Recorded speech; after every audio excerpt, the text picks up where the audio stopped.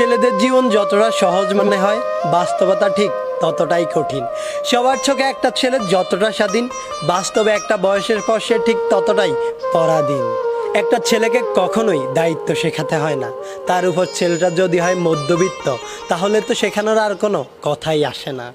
বাবার পরে যখন সংসারের হালটা ধরতে হয়, তখনই দায়িত্ব নামক শব্দটা আপনা আপনি তার মাথার মধ্যে ঢুকে যায়। আর তখনই সবচাইতে চঞ্চল ছেলেটাও একেবারে শান্ত হয়ে যায়। যেই ছেলেটাকে মা বাবার কাছে আবদার করত, সেই ছেলেটাই আজ সবার আবদার পূরণ করতে শিরোধার্য। যেই ছেলেটাকে কোনো কিছু না পেলে রাগ করত, সেই ছেলেটাই আজ নিজের শখ বিসর্জন দিয়ে ছোট ভাই বোনের শখ পূরণ করতে ব্যস্ত। ছেলে মানুষ মানেই তাদেরকে পাষাণ মনে করা হয়। সত্যিই কি তাই, নাকি তাদেরকে পাষাণ হতে হয়? সত্যি বলতে ছেলে মানেই পাষাণ নয়, কষ্ট ছেলেদেরও হয়। একটা মেয়ে চাইলেই কান্না করে তার মনের কষ্টগুলো সবাইকে বলতে পারে, কিন্তু একটা ছেলে চাইলেই তা